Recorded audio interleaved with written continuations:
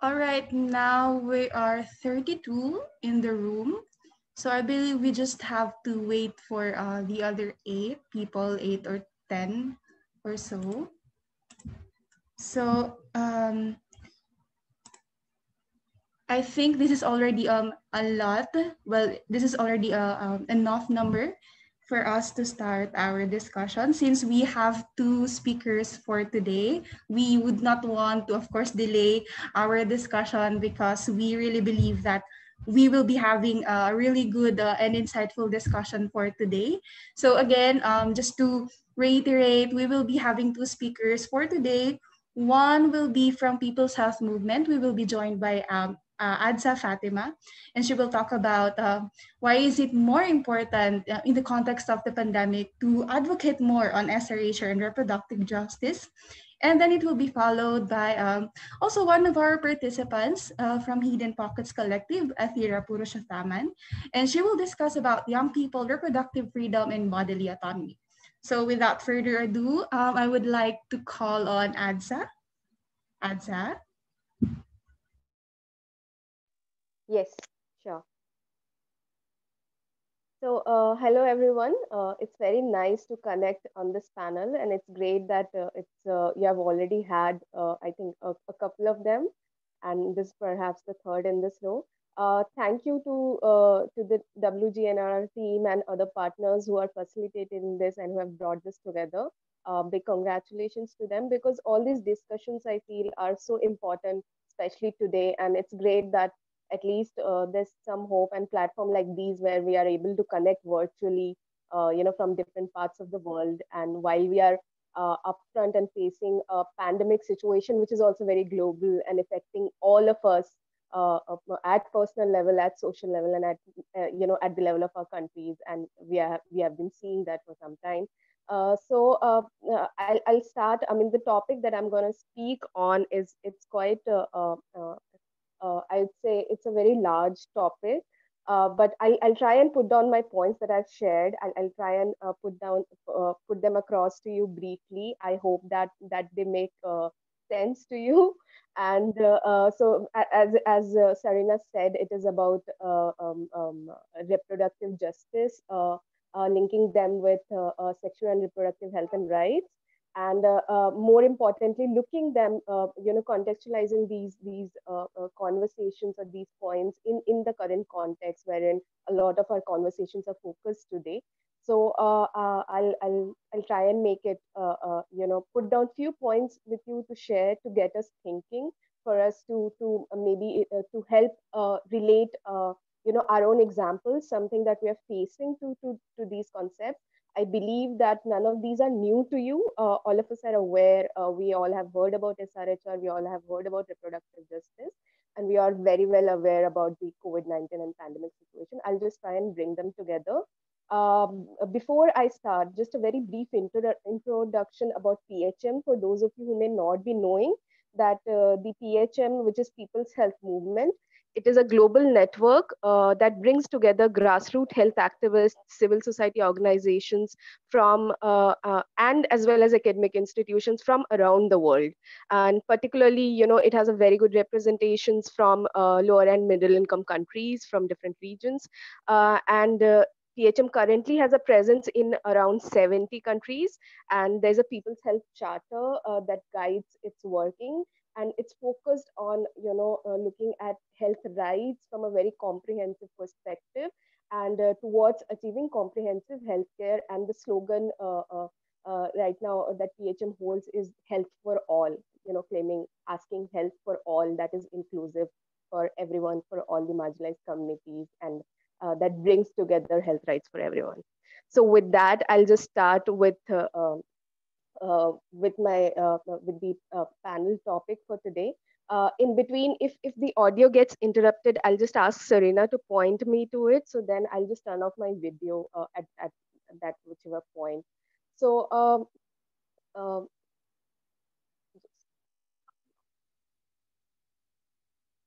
before we talk about SRHR, reproductive justice, I just wanted to start with the point that we all can agree on, and we all by now understand that what we have witnessed when we are saying COVID-19 and this pandemic, what we have witnessed so far is that there is a reinforcing of the underpinning structures of inequality.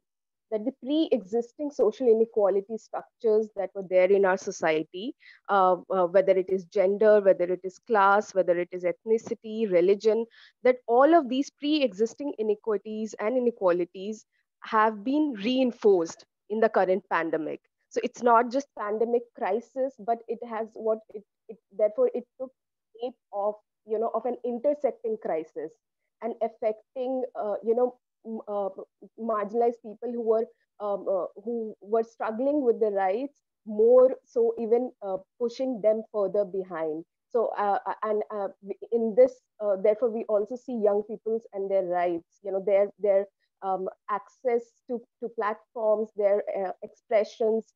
And we not only talk about gender in binary, even within the genders or trans people, trans persons, queer folks, even their expressions. And during lockdown, a lot of these intersecting crises, so the voices that were marginalized or that remain invisible in the mainstream were greatly affected in this intersecting crisis of the pandemic that we all saw around us.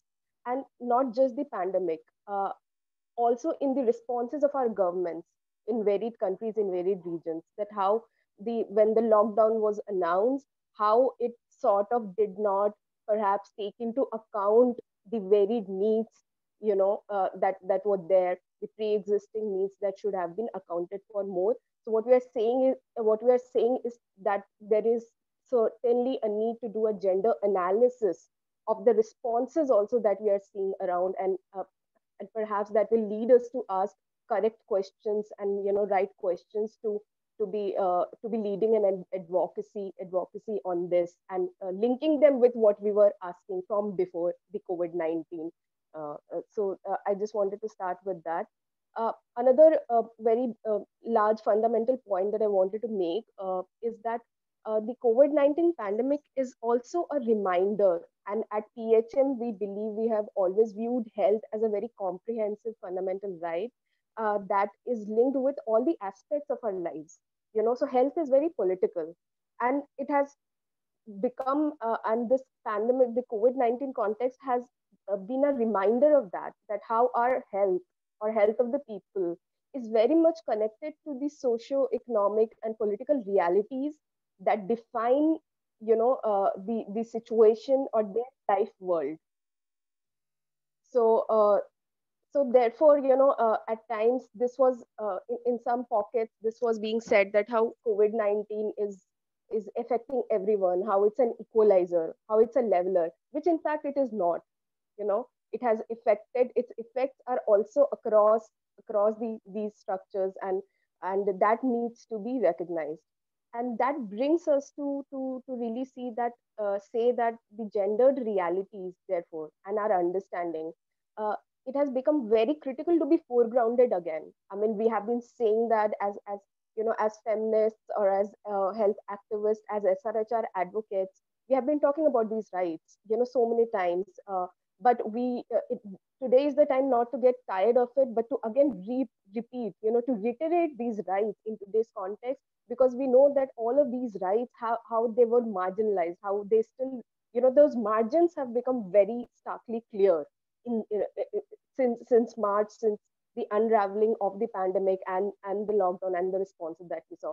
It's a very critical need to foreground these conversations, talk them, speak them out with as much voices and as collective voice and solidarity that we have. And also therefore to look at the issues of structural and social injustices, and which brings us to the framework of reproductive justice and injustice. As you may be knowing, and to put it very simply, that the reproductive justice really talks about, really tells us that that we are not a, when we say gender, it's not a homogeneous, whether we say women or whether we say identity, it's not a homogeneous group. That gender is intersecting with other structural inequities like caste, class. And within that, therefore, when we say women, who do we mean all women? How do we include when we say young people? How are we including all young people? Including from all the regions, whether urban, whether rural, young people living, from marginalized communities who are struggling more with livelihoods. So the locations of young people, for instance, if we say reproductive justice, so that's what reproductive justice framework really offers.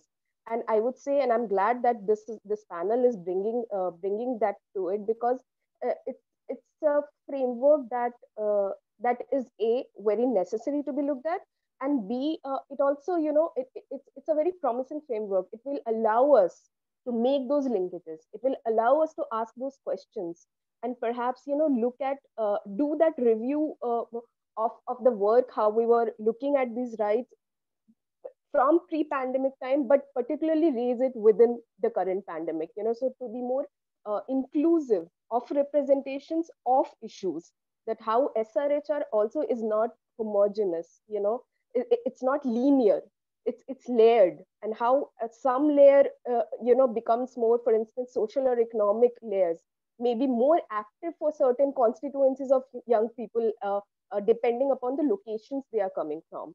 And I mean, one example can be like countries who are perhaps, or regions who are in conflict area, so do we think about young people living in those regions?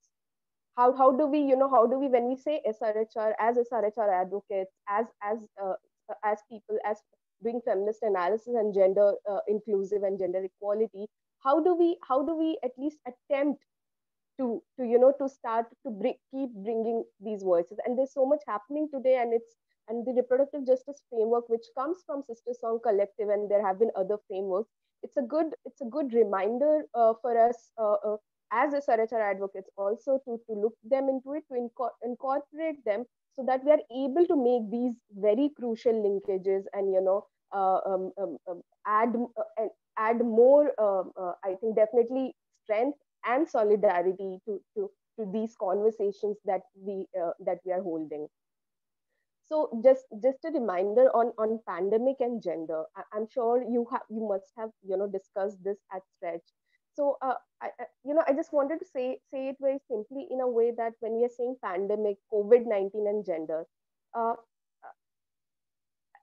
at times there are people, there are very linear questions asked, like such as, like, so COVID-19 and gender doesn't mean saying that who if pandemic, if COVID-19 is affecting men more than women. That's a very linear interpretation of it. That's not what it has to be said. What needs to be said is the larger, the ripple, and the long-term effects, that the intersecting crisis that has happened during COVID-19, and how that is very gendered. So just to say that the gender inequalities are on the front lines of COVID-19, as has been articulated, very strongly by feminists across the world.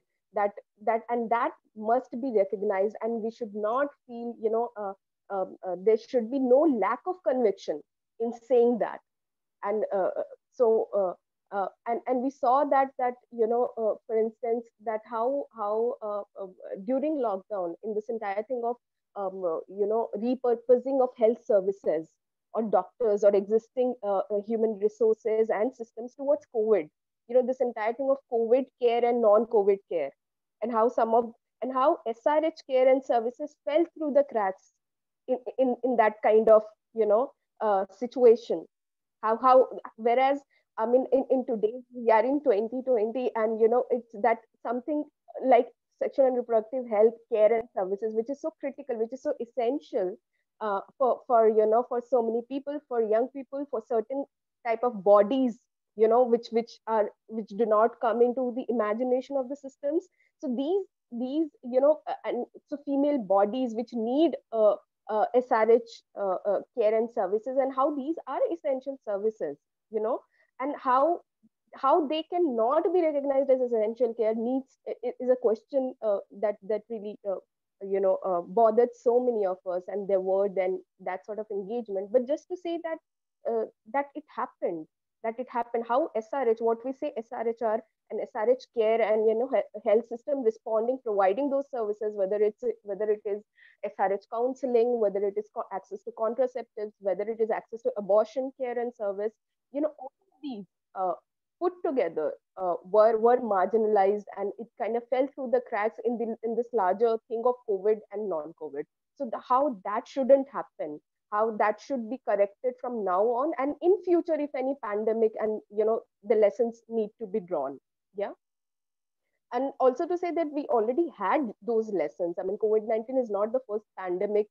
It certainly is of this scale, but there have been previous pandemics, like Ebola and others in other regions, and gender has always been raised like that. So why were those lessons not drawn?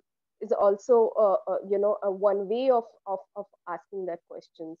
So when we are saying, therefore, just one thing of gender and health systems and COVID-19, when we are talking about that, how also to say that women, if we are saying that women were also not just how to say, they were not the only, they were not only as people who were impacted or who were bearing the impact as people inside homes, or but that the women were also part of the response to the pandemic. The frontline workers, and the health system workforce is also very gendered, and that so many, a substantial percentage of it is women workforce, and much of it, and how they're like something like sanitation workers, they're also, which becomes so invisible. And all of these, we realize that how all of these are essential work, essential frontline work that were required for us to get going as a society in our countries, and as global societies. But how they continue, we have, as a society, as systems, these are seen as undervalued work. They don't, these women, from these who are in these employments, they lack social protections. So just to link this, that this is what reproductive justice would tell us, that when on the margins, the looking at the gender of it, asking the question that what is the gender of it? Oh, sanitation workers. Oh, what is the gender of it? Oh, frontline works. Oh, health systems. So asking the question of that, because what it tells us is that the someone's vulnerability should not be exploited. Rather, there should be steps to enhance, to reduce that vulnerability, to reduce that marginalization. Yeah. And we could very well understand that also in the context of young people, that the kind of vulnerability, or the kind of marginalization young people face in raising their voices, how it shouldn't be used, how our policies or how our responses shouldn't be such that it reinforces those their marginalization. It should be such that it helps them, enables them to come out of it. So just to, I hope that that kind of linkage is being drawn here. That's what, when we say reproductive justice, that's what, when we say social justice, that's what, that's the kind of linkages, and this is complex, but it is also very defining. So and therefore these need to be seen together, and these need to be understood really like that. For example, in the context of again, in the current context, COVID, in US, feminists have very, very beautifully argued and articulated that, or have raised the question that, uh, does the gender of COVID, uh, does it have an intersection with the color of COVID? So when we are saying, and we could, and I find this articulation, it's so critical, because I'm sure we will be able to relate to it, or to, to frame it, or reframe it in our own context, in South Asian context, but definitely, and in different regions, that when we are saying the gender of COVID, is it also intersecting with certain other aspects?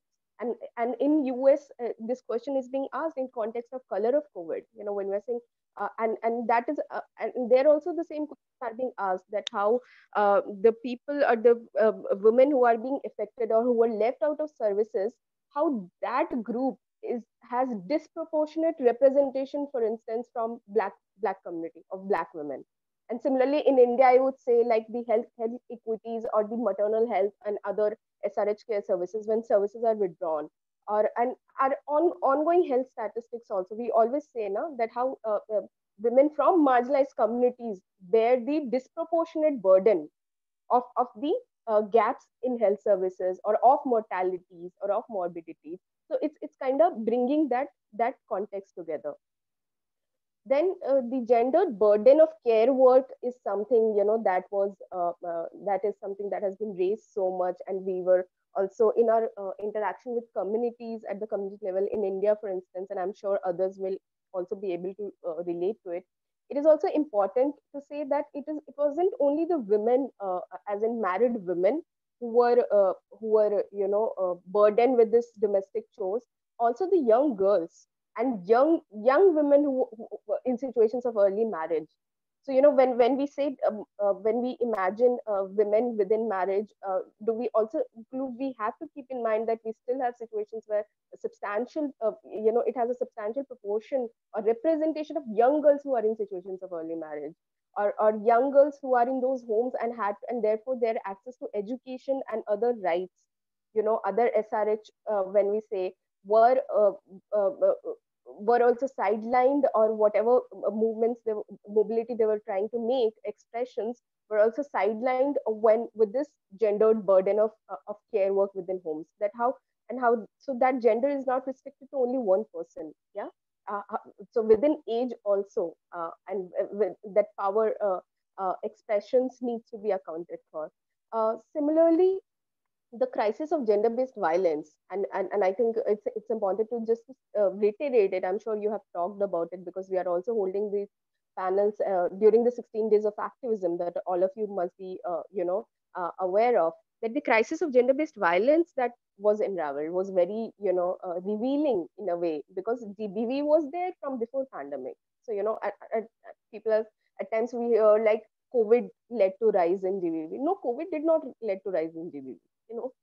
GBV is our society leads to rise, and the kind of structures that, the and notions that are held, that led to. What happened is that the people were not able to access services, but within that also, a lot of gaps in services for trans people, for queer folks, violence faced by them in natal homes. And violence is not only physical, limiting spaces for expressing their identity, their sexuality, you know, uh, uh, uh, limiting during lockdown, not being able to go and access that safe space, whether it was an organization or whether it was a peer group, also led to much of a crisis of psychosocial health, of the kind of, situation mentally. Uh, uh, uh, Mental health is being talked about, and there was so much need of, and we saw the initiatives by civil society and by groups, providing that kind of counseling. So within GBV also, it's not only marital violence, it's not only beating. We have to also make sure that we are also taking into account these testimonies and these instances of violence too, wherein non I mean, so that it's not limited to gender binary. Yeah, that we are accounting, and we are also including the thing of not inability to express ourselves, limiting venues of expressions, and sexuality expressions and identity is also a systemic deprivation, and a form of violence as felt by these are the articulations from the persons and communities, and that needs to be also accounted for. Yeah.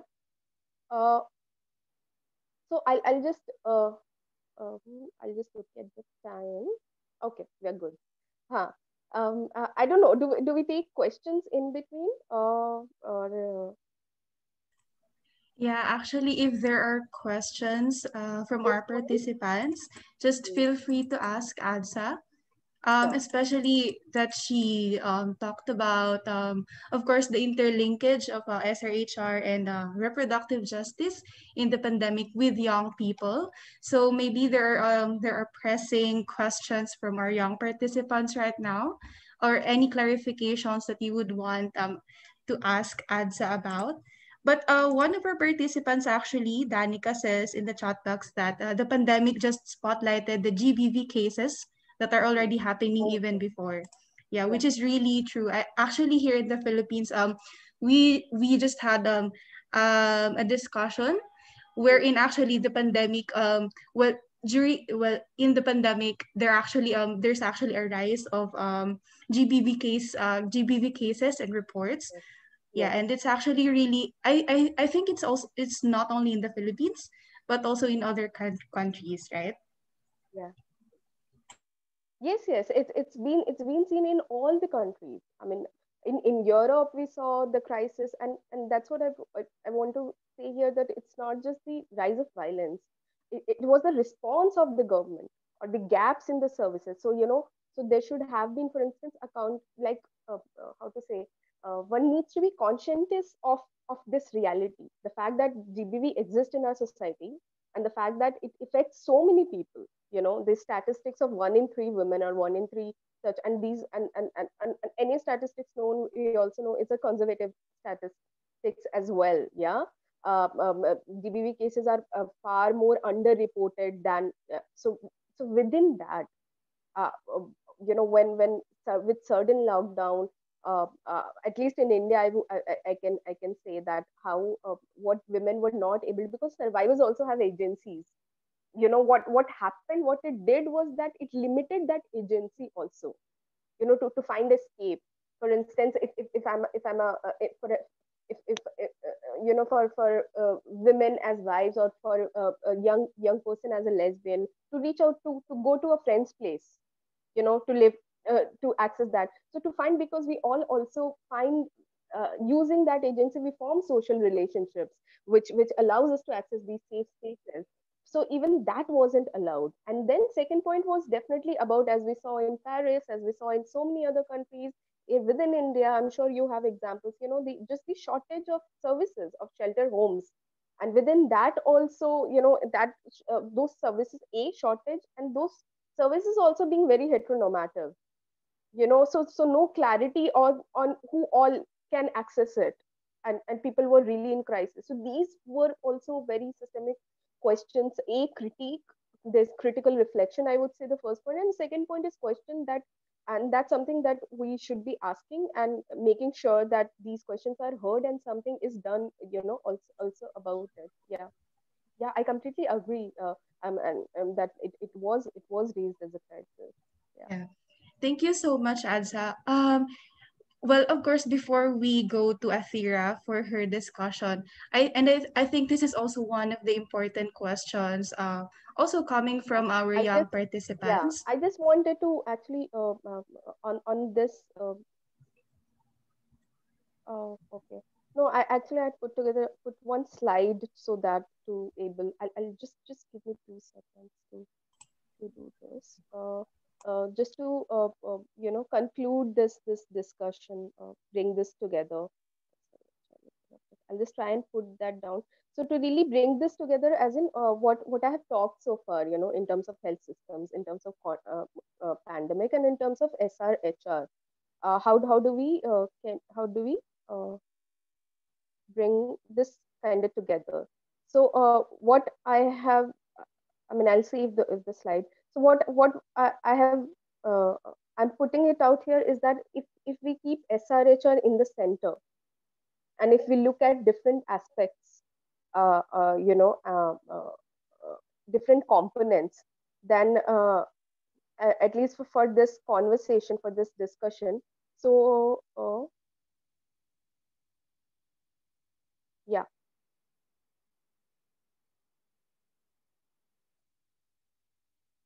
So all right, let's leave it, it's okay. I think there's some problem with the. Mhm. Hmm. So just imagine this picture, uh, keeping keeping SRHR in the center. And if one of the let's imagine 4 components of it, for just to bring this discussion down. So if the first component is of health systems, you know, and so what do we want? What happened during the COVID is that the so what at PHM, what we say is to we really ask for strengthening of the public health systems. Yeah. And why we are saying that is also that we realized, and this is agreed upon within government's analysis as well, that we need resilient systems. Now, what do we mean by resilient system? Now, from an SRH analysis, what we are saying is uh, that your system fell short of providing SRH care because it wasn't strengthened in the systems before pandemic. So what we need to do is to really build upon, strengthen the SRH service care and its perspective and its integration into the health systems, so that when in a situation of a crisis, that it is able to to do that job. When we are saying resilient, and why are we saying public health systems? Of course, there are systems, there are private systems. We all see different kinds of systems, but public health systems emphasis, as PHM's position is that, so that it is accessible and affordable to all. Again, so when we are saying young people, if we are imagining young people also from marginalized communities, from communities for whom private systems may not be affordable, young people or communities, for whom they lack at times paperwork to get certain entitlements. So the public health systems, therefore, it's strengthening and making that resilient. Now, the second box, imagine, of laws and policies. And here I'm sure we are talking about abortion rights. So, and even during the COVID-19, we saw that how restrictive laws further created difficulties in making that access. For instance, in India, the criminalization of adolescent sexuality, and we have a law that, so those kind of restrictions, and if we are not able to correct that today, then when will we? Now is the time to make that linkage.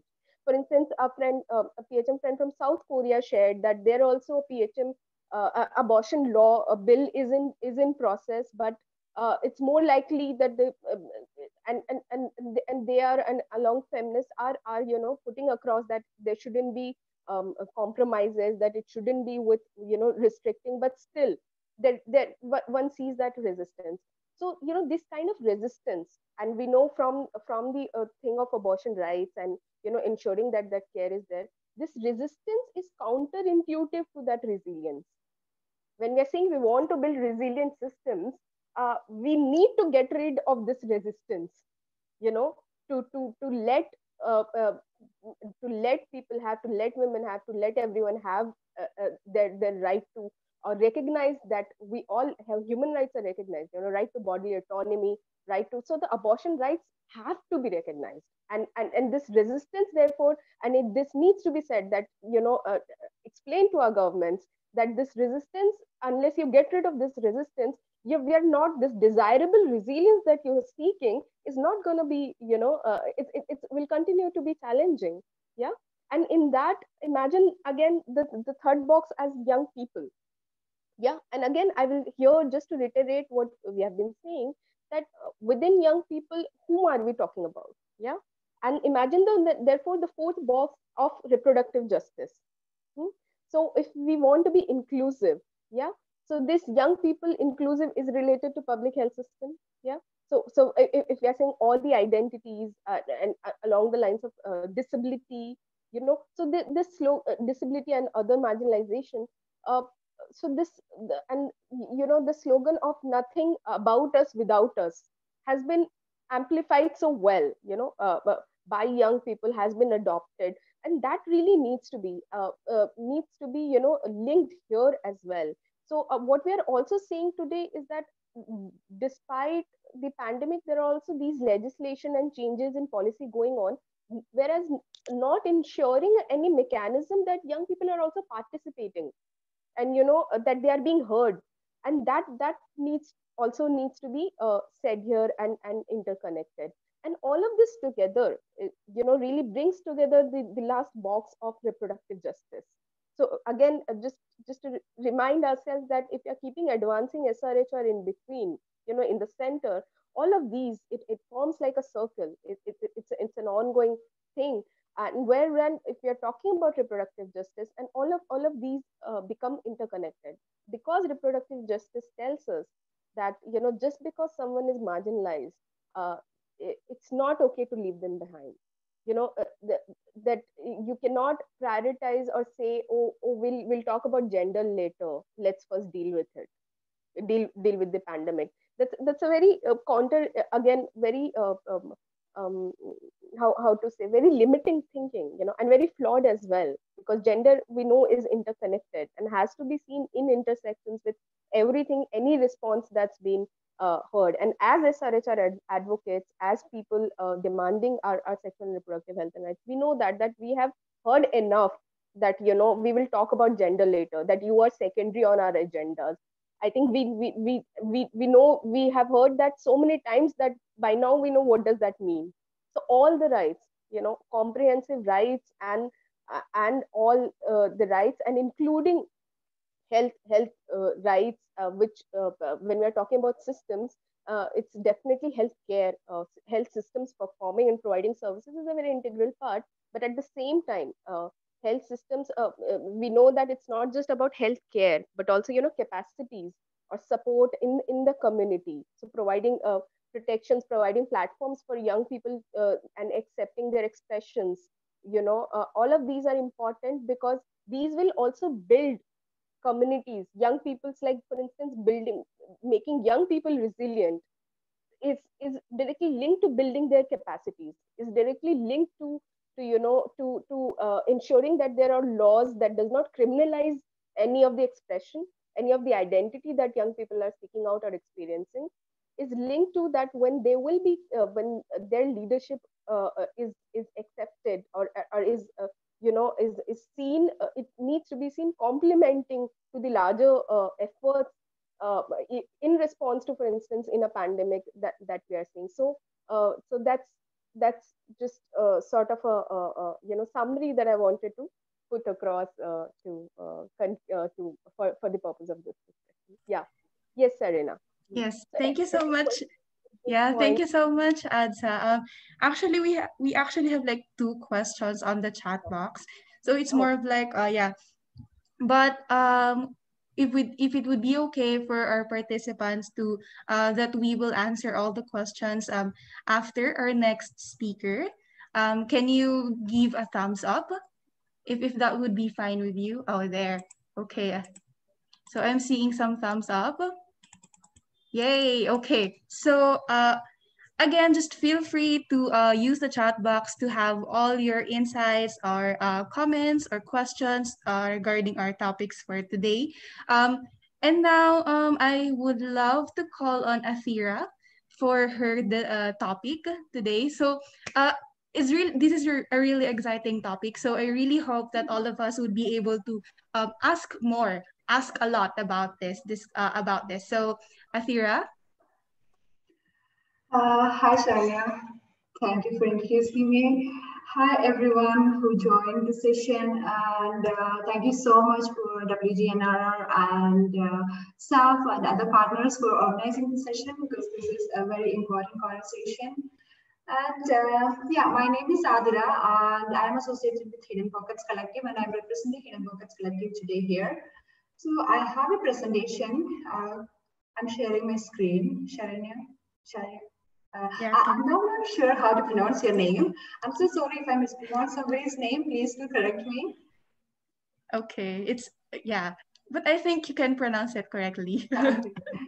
Yeah. Can you share your screen? Do you have that I'm sharing. button? Okay. So yeah, the reason why we are having this conversation is because young people in the global south have a right to sexual and reproductive health and rights.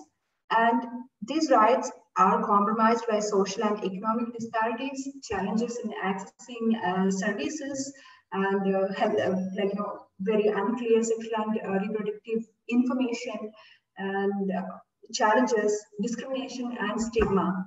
So young people have the power to make a difference, being able to see the connection between sexual and reproductive health and other issues that affects their lives, and reproductive health and other issues. That the issues affect their life and constituting substantial portions of their country's populations. So I have a presentation and I will explain every slide to you, and I'm not sure if I can access the chat box. So Sharanya, how will you notify me if there is a question, or will I address the question after the presentation? Yeah, we can just check after your presentation, but I can also like let you know, like mention if there's a question so that you will also know. Sure. So, okay. So yeah, young people, abortion rights and reproductive freedom in India. So there are around 226 million young people between the ages of 15 and 24 in India. So the reproductive and sexual health decisions young people make today affect their present, their future, and the overall health of the nation, the health and well-being of the nation. And Hidden Pockets collective work to support and advance the sexual and reproductive health and rights for young people, in people, especially in India.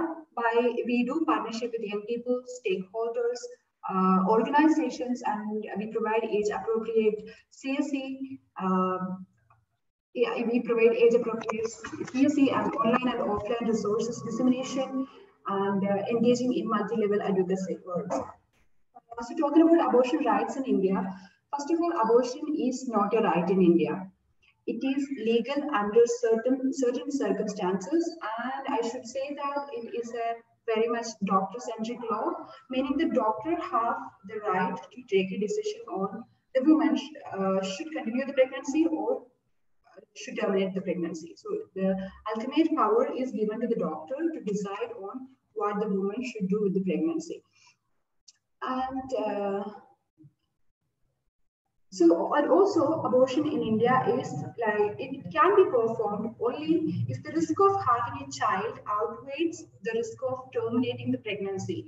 So meaning the Medical Termination of Pregnancy Act assumes that in the absence of exceptional circumstances, the woman is happy to continue the pregnancy, or woman should continue the pregnancy. The act sees women as mothers first and then as a woman in need of help.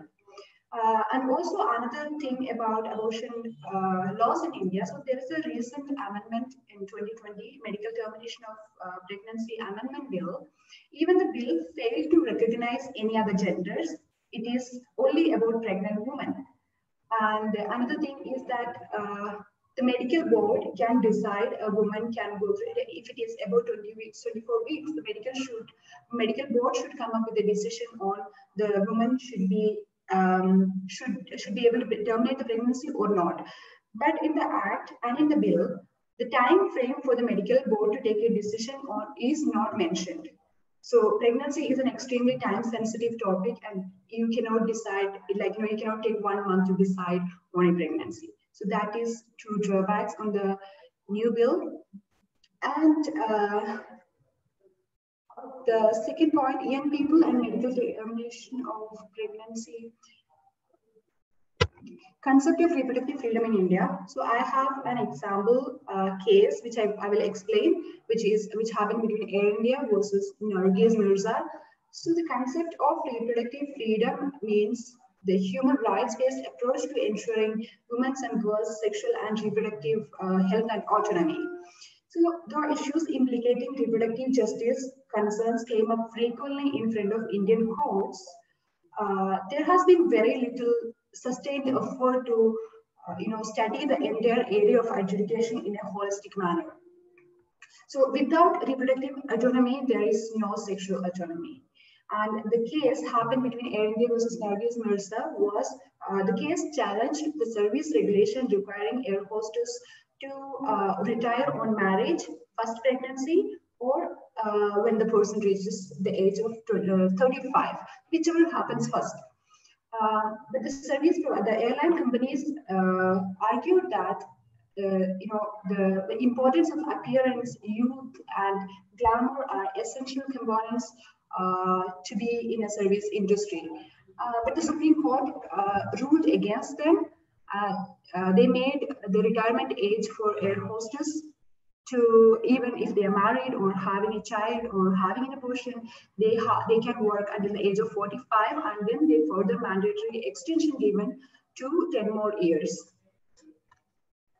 So public health system in India is state have always been unable to meet the contraceptive needs for married couples and reduce maternal and infant mortality rates in large parts of the country.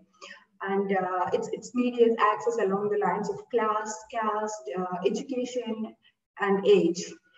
And in fact, one Indian state called Tamil Nadu have banned the sale of contraceptives, thinking that contraceptives can cause abortion. So there is a confusion between contraceptive pills and abortion pills.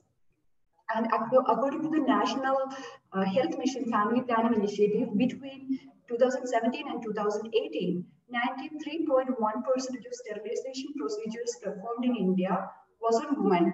Only 6.8% were men who underwent vasectomy. So always the contraceptive responsibilities fall on women, and the state fails to address their needs. So in India, we have an identification card called Aadhaar card, which is mandatory for everybody to access almost every services. So there is a proposal from the government to mandatorily link the Aadhaar data with pregnancies and abortions. But you know what is the problem with linking abortions and pregnancy to an ID card? It can be accessed because you know it hinders the pregnant persons or the person who underwent an abortion's privacy. So linking reproductive health services to the Aadhaar ecosystem has been heavily criticized by most of the organizations and activists in India. And it is very exclusionary towards women with legitimate claims toward abortion and other reproductive services and benefits. And linking these kind of services to or identification card, it is a data breach, especially in a cultural fabric where abortion is considered as like a stigmatized topic. So that is one privacy breach happening.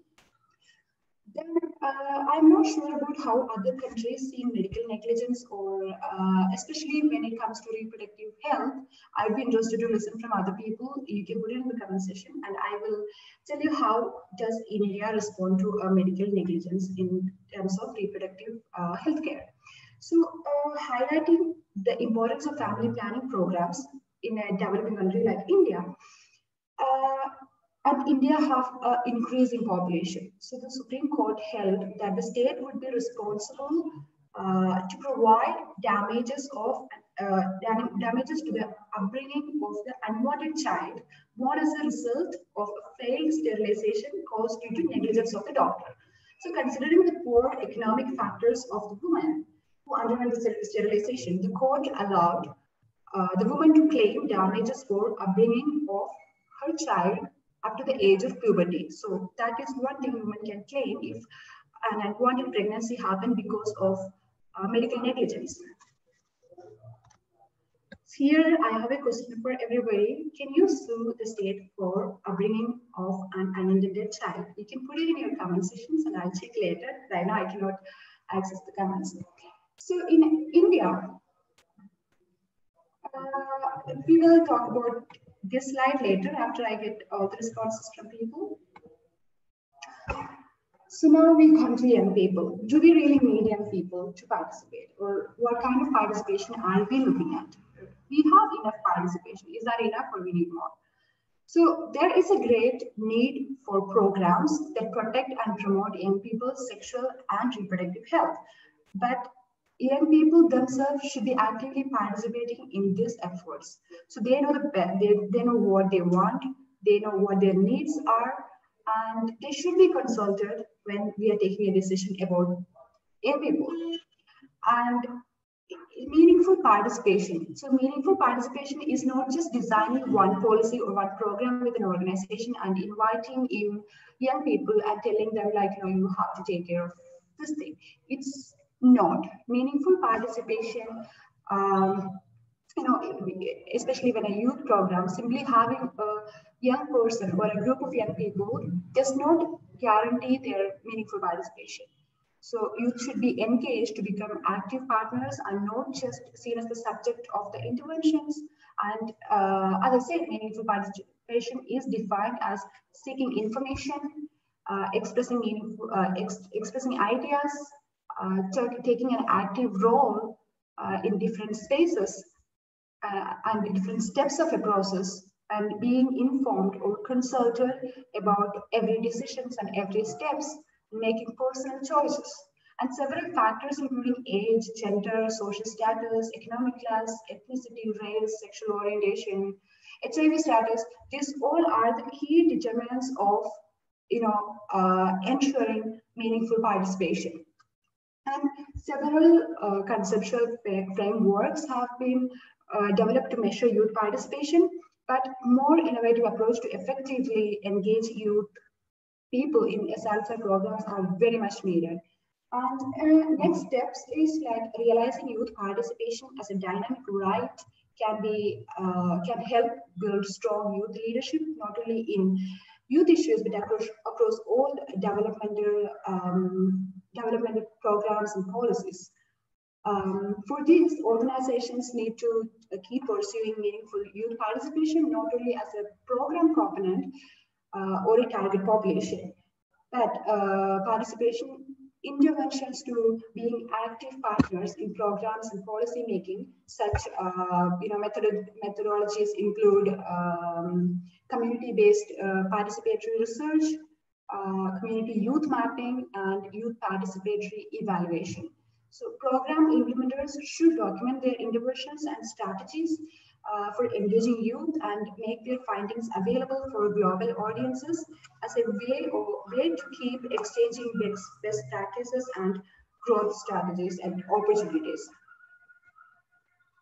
So this is an artwork Hidden Pockets Collective have made for one of our ongoing campaign called 16 Days of Activism Gender-Based Violence campaign. This story is actually from Sri Lanka, but there is a lot of similar stories happen in India, and I'm sure it happened all over the world, sadly.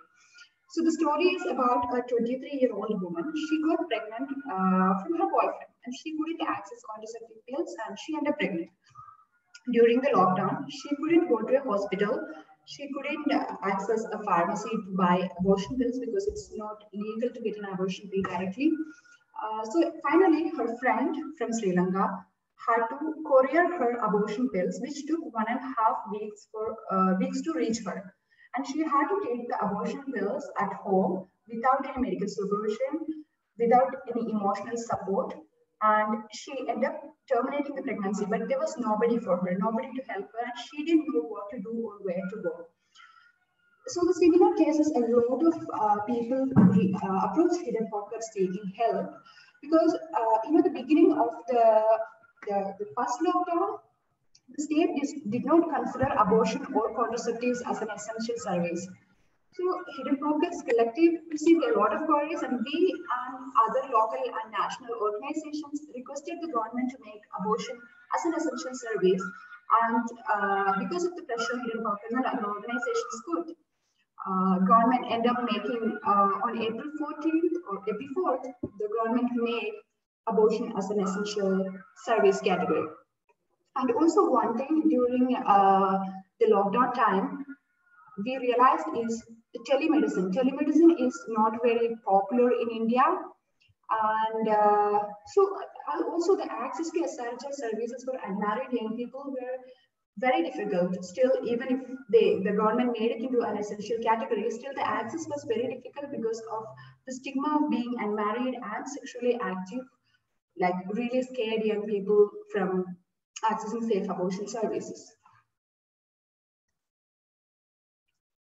Strategies in advancing sexual and reproductive justice in the context of the pandemic. I will explain all the points. A sexual and reproductive health and justice framework is one that centers human rights and acknowledge intersection injustices, recognize power structures, and unite across all the identities. It is essential for monitoring and addressing the inequitable gender, health, and social effects of COVID-19. Including abortion and other reproductive health services into essential category, effective implementation of telemedicine services, medical data, and privacy of young people. Privacy in medical data, as I mentioned earlier, the government is planning to link Aadhaar card with the reproductive health services. That is going to be a very big privacy breach. And data protection laws should be amended, and sensitive and medical information shouldn't be available on the public domain. This is the continuation, addressing the unmet need of contraceptives. Approximately 13% of currently married women between the age of 15 and 49 in India have unmet need of contraceptives. And in 4 Indian states, which is Nagaland, Jharkhand, Bihar, and Uttar Pradesh, have like 20% of the female population have an unmet need of contraception. Focus on services and resources. Distribution of services and diversion of resources away from an essential sexual and reproductive health care because of prioritizing the crisis response are expected to increase the risk of maternal and child morbidity and mortality. Past humanitarian crisis.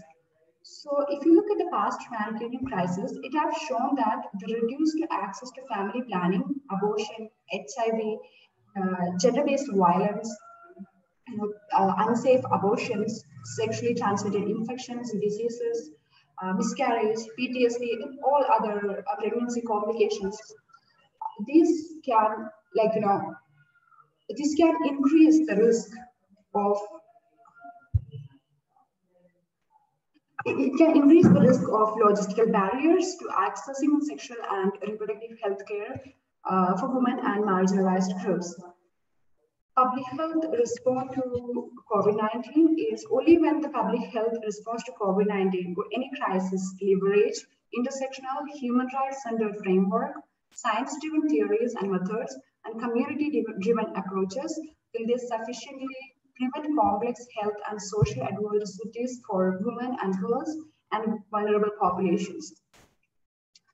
So the way forward will be not easy. Even rigorous implementation of science-driven approaches might not match the face of COVID-19 threats in the face of reduced human capacity, shortages of drugs and supplies, and increased demands on already strained sexual and reproductive health services. So what are essential services and who decides this is essential on what basis? During the pandemic times, the condom sales skyrocketed in India. However, not all the preventive or even curative measures are within the ambit of an individual, and hence the government needs to make sure that the services and health system pertaining to SRHR to continue to be fully functional and shall not be sidelined, citing the gravity of the pandemic. And sanitary napkins, even though the few of the state governments have already listed sanitary napkins as one of the many other basic hygiene products and essential goods, it took a few days for the central government to realize that sanitary napkins are also an essential commodity, and to add into the list, it took another weeks. Abortion services. There are high levels of stigma around abortion despite it being legalized for more than 4 decades ago. According to India's health ministry, 10 women die of unsafe abortions in India every day, with almost half the abortions performed in unhygienic conditions by untrained providers. And on April 14, the Indian government declared that abortion also one of the more than 20 essential services, ensuring access will continue for the woman for the future too. So this is an artwork Hidden Pockets Collective made for one of our campaign, and it's open for interpretation, but I'll just explain what it is. So this is basically a woman just running in circles for looking for access to abortion services, and Hidden Pockets is the light in the end of the tunnel. So we are just showing light. We are just bringing them in and helping them access safe abortion services. But still, it is open for interpretation. If someone else figure out this as something else, please do let me know. So about the campaign, this particular artwork was done for a campaign So this campaign we did to improve access and information around safe abortion services in 4 districts of an Indian state, Karnataka. Even during the pandemic, we were working on this project, and the campaign details I have shared with Sharanya as a reading material. Sharanya, please to share that with the participants. So this is what a brief about the reproductive freedom and justice in India. So now I'll just check the questions, if there is any.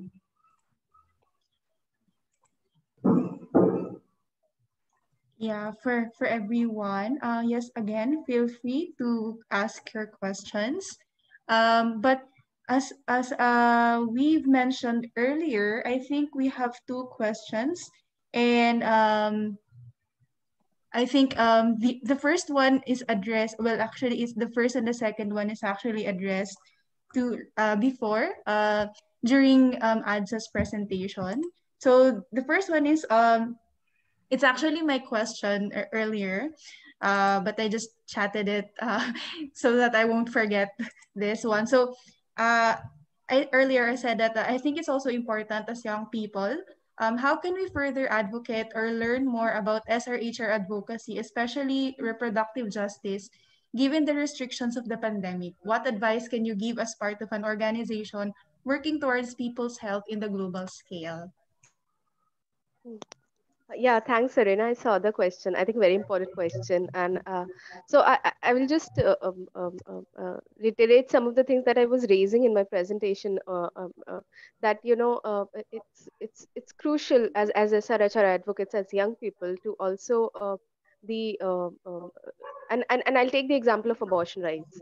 As I said, that asking for recognizing it of abortion as a right, without compromises, without those conditionals and those very defeating limitations. If I take the example of India and so many other countries who join, who have such restrictive laws, it is important, and it'll be very useful to make that linkage uh, uh, in advocacy, that the and that the estimation of consequences of the pandemic, whether and there are documents, so one doesn't have to get into doing those research, but using existing research, there is data on the unwanted pregnancy. There is data on estimation of how many abortions, and those kind of figures. So as SRHR advocates, really looking at those data and bringing them together to really say that, that as governments, it is important for them to understand that it is only through recognition, through affirmative rights, that these figures can also be brought down. That the consequences of the pandemic, or the responsibility or the burden on the systems, can be brought down only through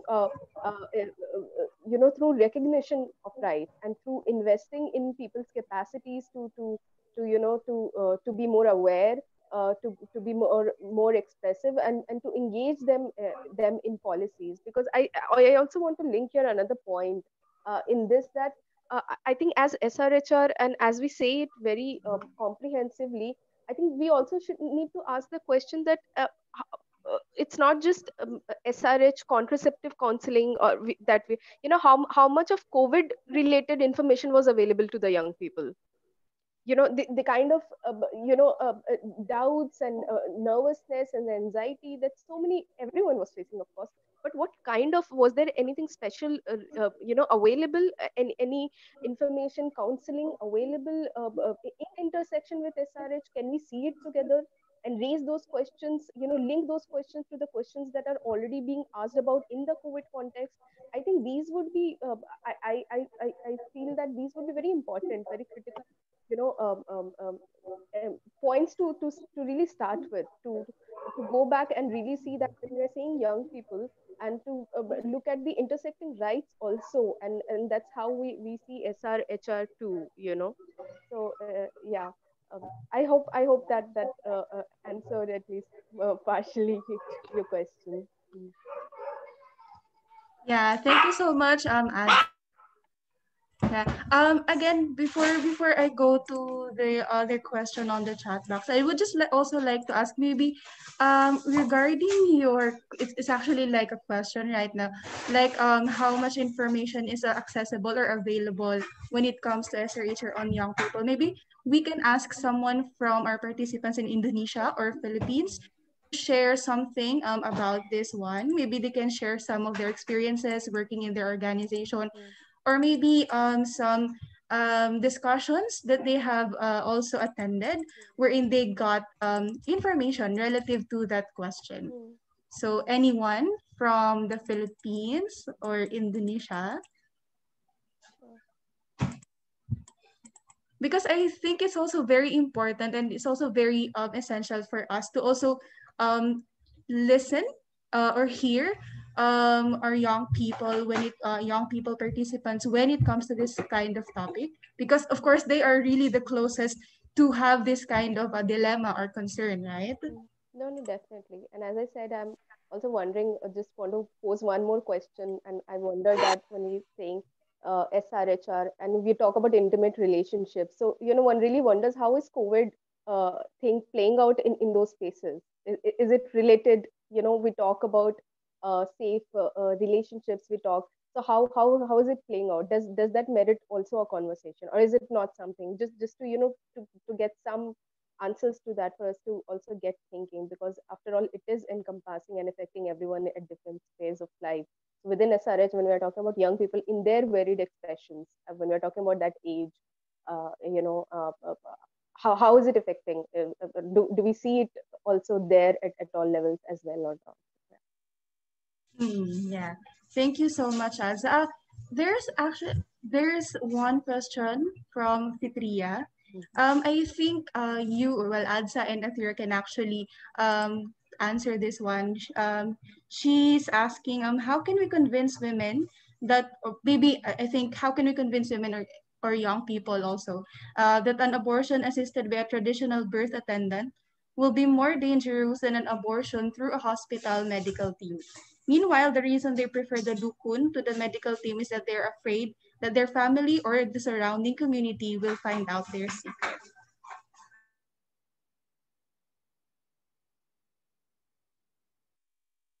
So, of course, with this kind of discussion, especially during the pandemic, again, that's the question of how can we convince women that an abortion assisted by a traditional birth attendant will be more dangerous than an abortion through a hospital medical team, given that we have this kind of situation right now. And what more if we're dealing with young people? So, how do we try to at least address this issue?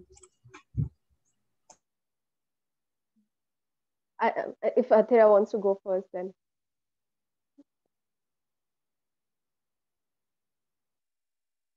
okay, you're muted, Athira. So I was saying you can go first. I'm just All right, thinking of all an right, answer. okay, Yeah. okay, okay. I think by we, I think the question of the person who's putting it, if they mean as a society, how we as a collective, if we do this, I mean, there are two ways. Or one way is that how I personally, if I'm an advocate and I'm engaging with a community. But in both ways, I would say one is important, and this is perhaps a more long term and systemic thing that I just want to link it with when we are talking about health systems. And as already articulated in the question, that women or in certain locations from certain communities choose to opt for perhaps ways or routes that are less safe or unsafe, because of the gaps, because of the kind of treatment that they are being met with when the access systems are not very favorable, are not upholding the dignity, is not a very dignified treatment.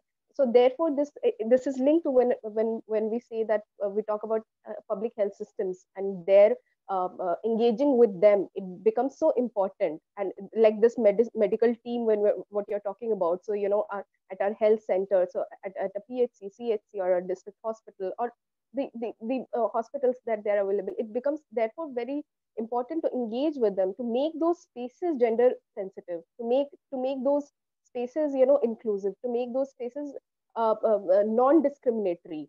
So and these demands therefore become very very important to engage and to be asking that demand. And therefore we say strengthening public health system also, because what we really want is an accountable system, that and we can say it at least like in abortion.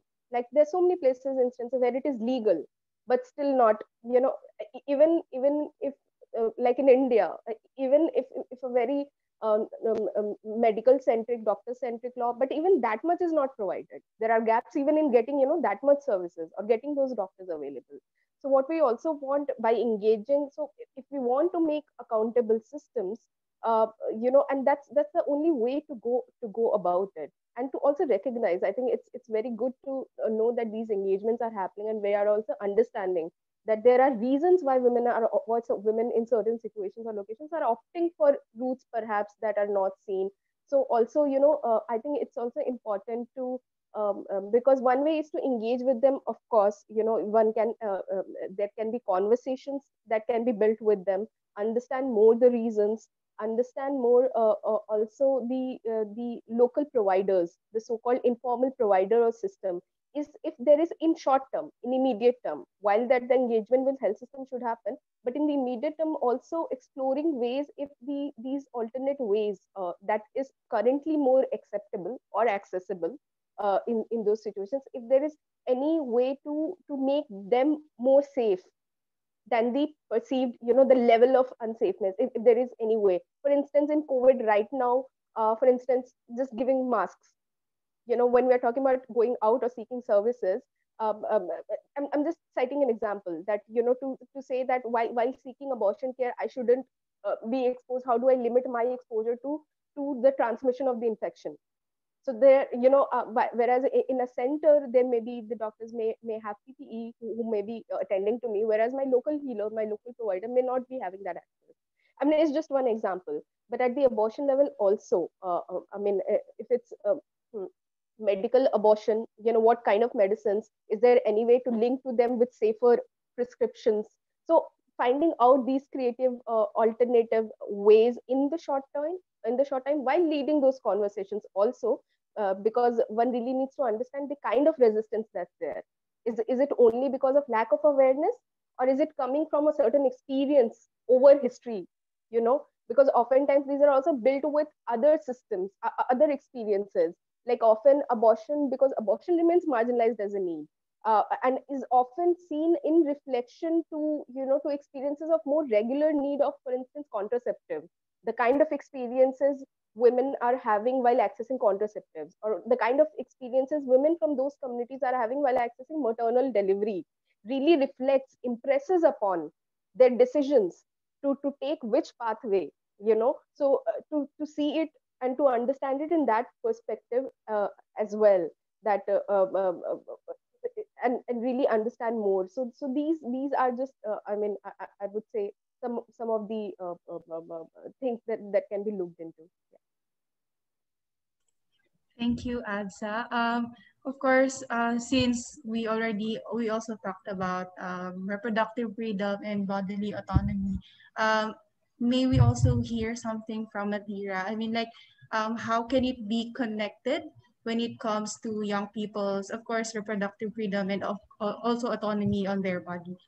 This kind of question. Do you have any insights, or do you want to say something Yeah, about of that? course. So as I mentioned in the slide, without reproductive freedom, there is no, like, without freedom to choose, like, do you want to reproduce or do you don't want to? You can abstain from doing something. So the freedom should, like, it should not, a law should not hinder, law should not force a person to choose between like this or this. It should be like, it should be not focusing on punishment. It should be focusing on the well-being of the person who is availing the service. But in India, most of the laws focusing, like, there are punishments for people, like for a doctor assisting, abortion law in India is like pretty progressive, but it is not really. So young people's inclusion is not there, because there is definitely language which is describing one of the sessions, like only a married woman and her husband can cite contraceptive failure as the reason for terminating pregnancy. So that clearly shows that you are not seeing unmarried people or young people as yeah, as your clients or as a service receiver. We are only focusing on married people and married women. And when you talk about youth, what about youth who don't identify as a woman or a man? What about other people? And termination of pregnancy, a trans man may end up in a position he got pregnant.